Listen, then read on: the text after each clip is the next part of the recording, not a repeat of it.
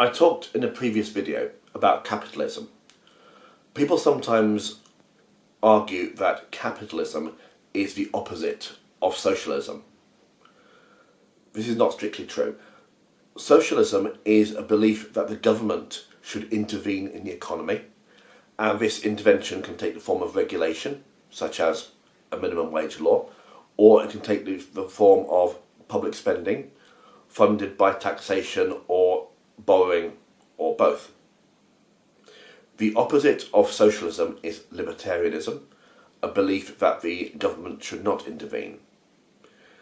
And libertarianism is also known as laissez-faire, and sometimes people talk about laissez-faire capitalism. But strictly speaking, capitalism is not the same as libertarianism, and it is not the opposite of socialism. Socialism can be helpful to a capitalist system, or not, depending on the case. It is important not to be dogmatic. I could sit here and argue the case for libertarianism, or I could argue a case for socialism. Every society in the world, as far as I'm concerned, is socialist. Every single society has some form of government intervention.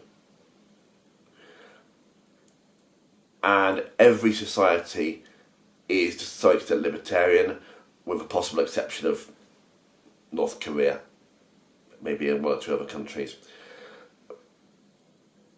Everybody is a socialist as far as I make out. Everybody supports some form of public spending or some form of regulation.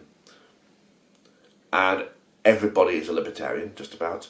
If you've ever said to anybody else, "Don't tell me what to do," then you were adopting the libertarian point of view, on that occasion at least. We should not be dogmatic and say one approach is right, the other is wrong. We should look at each individual situation and decide whether an interventionist approach is right or a laissez-faire approach is right. It's all about the context. It's not about being dogmatic.